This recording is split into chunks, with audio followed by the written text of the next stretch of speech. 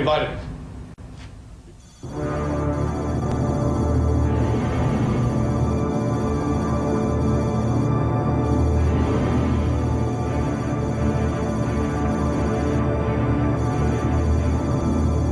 Vitamin C, you know, like in oranges.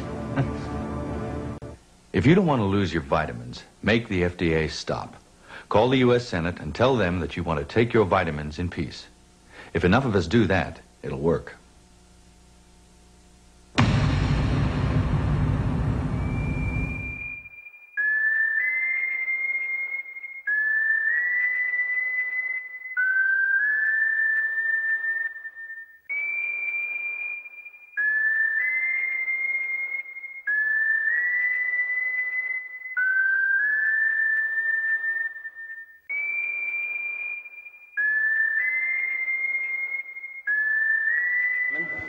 Okay, I probably should have called this talk tonight something like, "Is this for real?"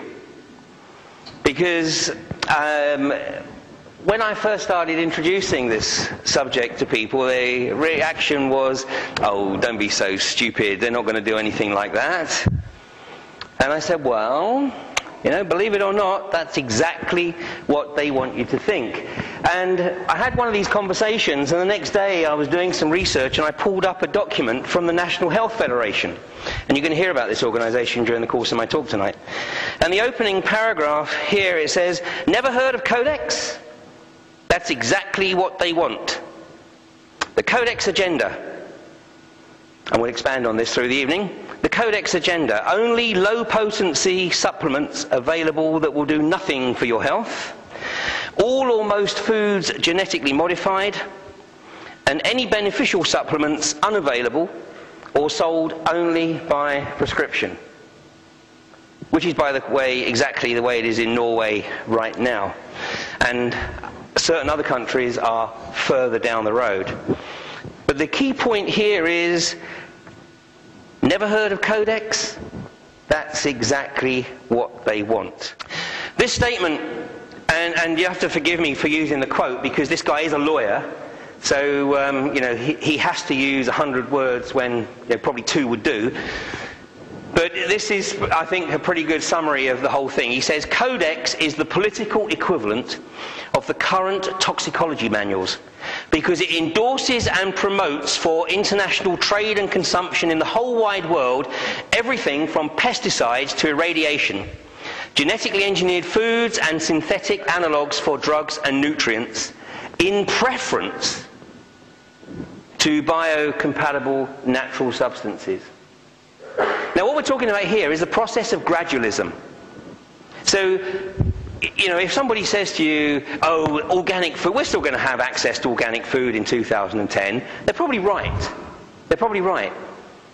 But if somebody says, "Oh, we're still going to have organic food in 2020, right now I would say they're probably wrong. Because this is the process of gradualism, and what the Codex committees do, because they're under phenomenal pressure from the pharmaceutical companies and the likes of Monsanto, they do it through gradualism. So it's little by little, push a little, and then every now and again they'll give a little, so they take your eye off the ball. I mean, as in France recently. You know, in France, they said, okay, you know, and what was announced in the media is the number of acres dedicated to organic farming would increase. And that was what hit the media. What they didn't say was that the number of acres that was going to be handed over to GM crops was going to increase at 3 times the rate. You have to find what's not written. Codex serves the economic interests of Big Pharma, and what is really a concern is that the World Trade Organization will implement Codex using Napoleonic law. Now, I wouldn't be at all surprised if there's hardly anybody in the room who knows what Napoleonic law is, because it's something that hasn't existed in the UK since 1215. Because in the UK, since Magna Carta, we've had common law. And what common law is that unless something is specifically banned, it's okay. Right? So unless something is specifically mentioned in a piece of legislation to outlaw it, it's okay. Napoleonic law is completely the opposite. Unless something is specifically mentioned, it's banned. And look, you know, there are drop-down menus at the top of the official Codex page. Look at the toxins and the veterinary chemicals and the levels that are set. They are terrifying to me. Terrifying. The names of the chemicals that are permitted and the amounts of the chemicals that are permitted are terrifying to me. Why am I terrified? Well, perhaps I'm just a cowardly person. It's possible. Think about this. In 2001, 176 countries, including the United States, got together and they said there are 12 really bad organic chemicals. They're called POPs, persistent organic pollutants. There are a lot of them, but there are 12 that are so bad that nobody could disagree that those 12 POPs had to be banned worldwide. 9 of the 12 worst organic chemicals known are pesticides, not surprisingly, because they kill things. And, of course, we have many processes and enzyme systems that are very much like insects and other pests, so they're not too good for us. But Codex has different ideas.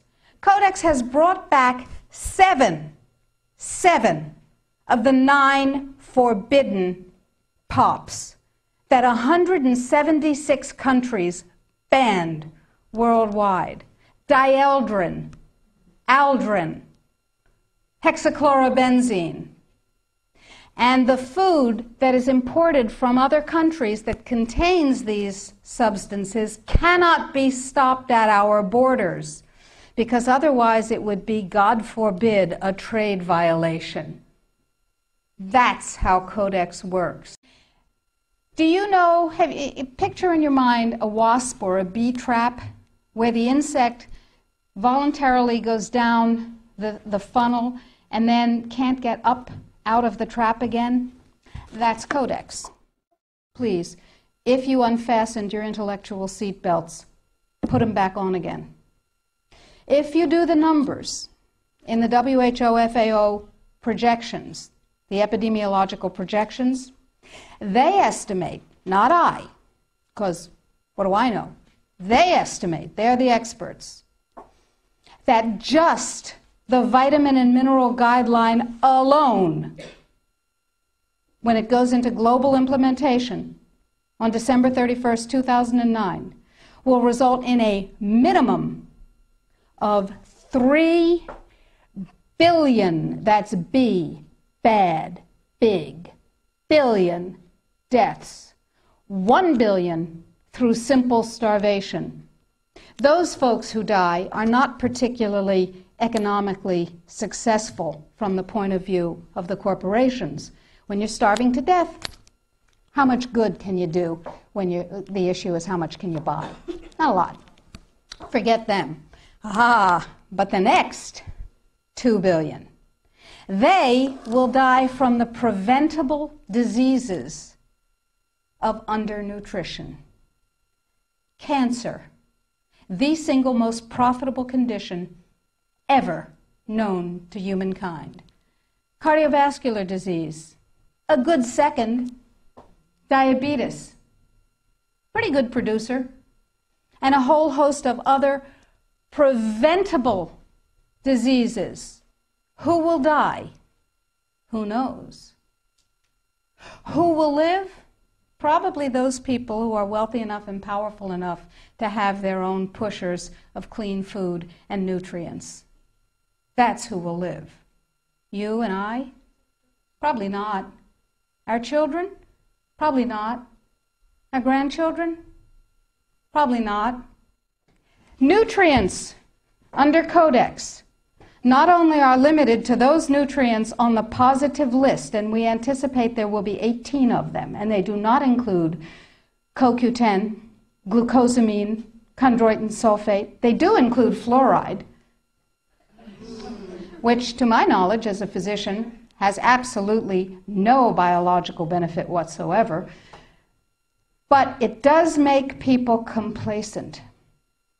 Fluoride was first used in the Gulag because it was discovered that prisoners who were fed fluoridated water were complacent. and you could do anything you wanted to them.